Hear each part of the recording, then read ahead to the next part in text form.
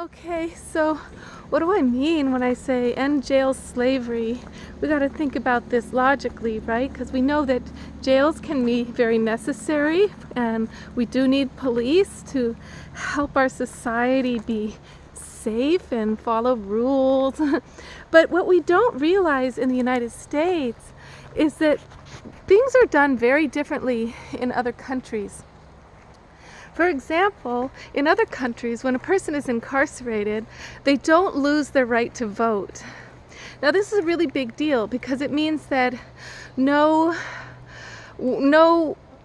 particular party can start to incarcerate a certain group of people in order to change the demographics of voting, which in this country, if you watch the movie The 13th, it talks about I think it's the 13th Amendment, which says everybody has freedom and equality under the law unless they've been incarcerated.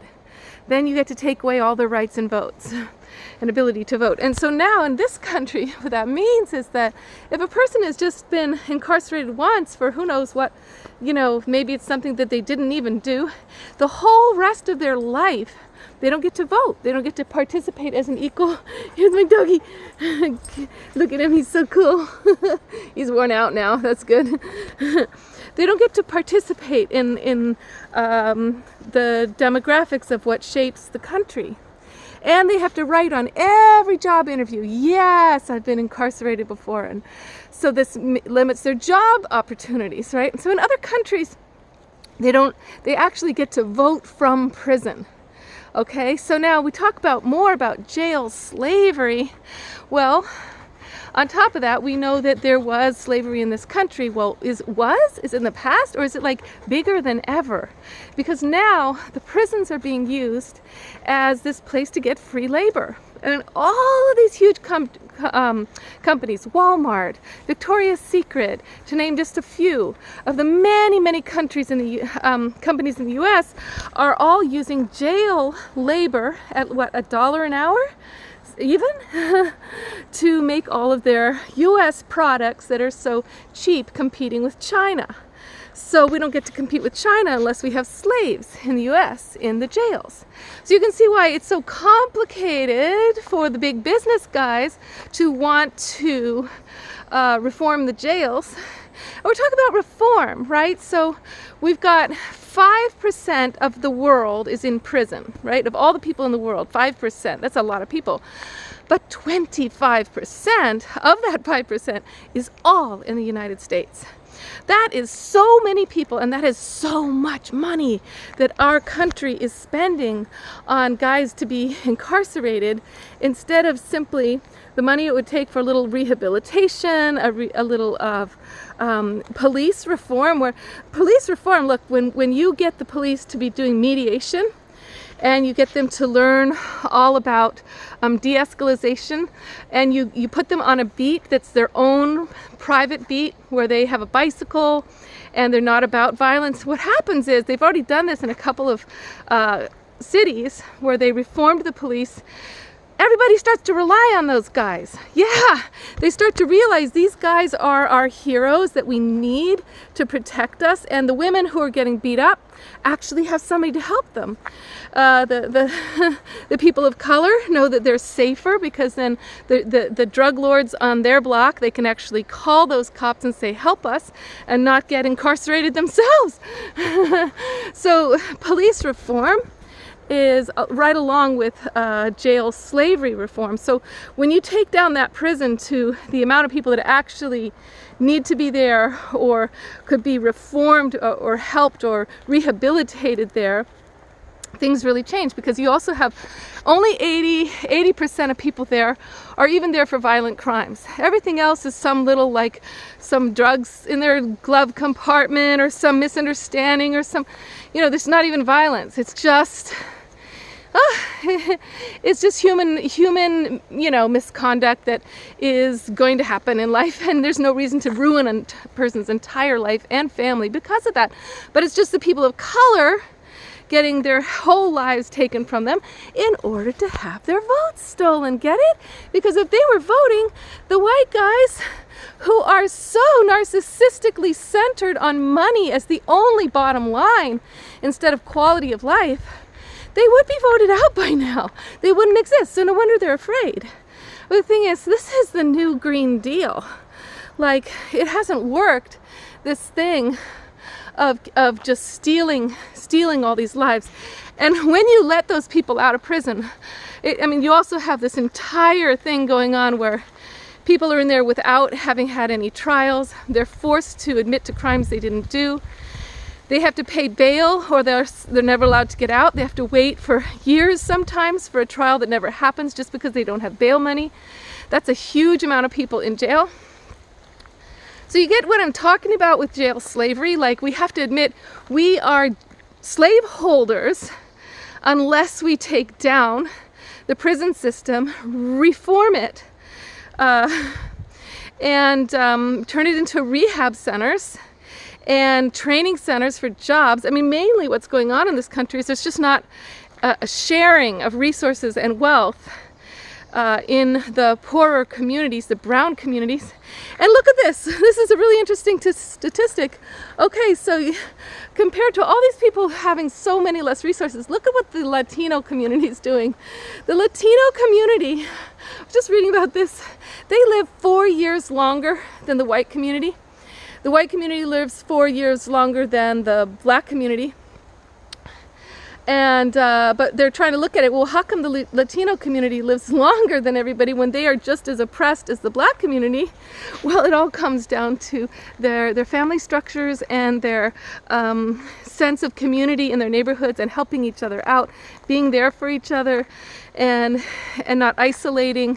You know, because we have the black community having so much stolen from them, so much undermining.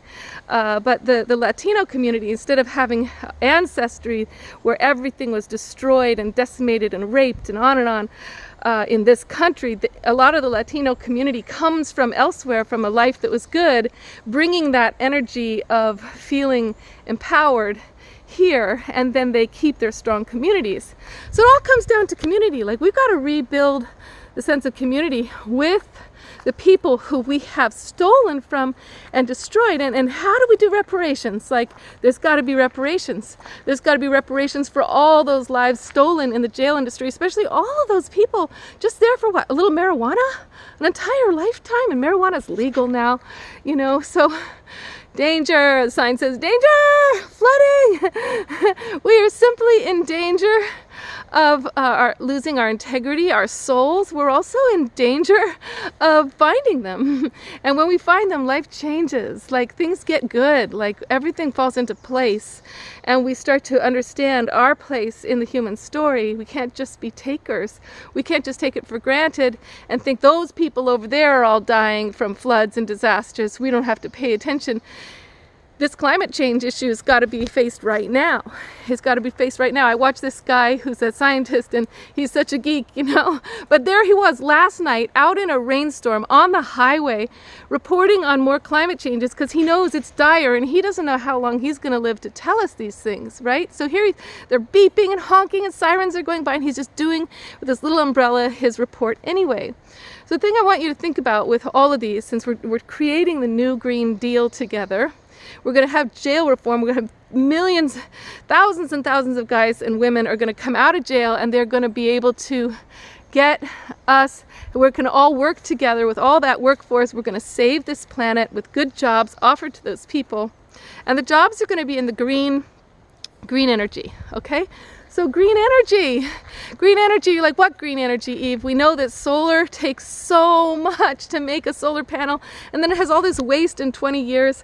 We only have 5% of the world at green energy levels, and we have to get to 100%. I mean, we have to get to zero emissions within the next 6 years to save our future generations going forward. And you would think that's impossible, except for the fact for thorium. So I want you to look up thorium.